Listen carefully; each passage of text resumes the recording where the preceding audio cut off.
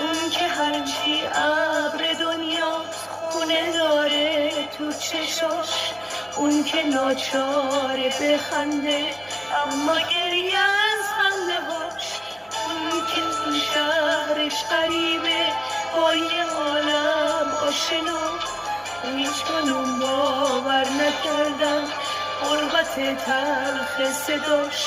اون منم، اون منم، اون منم،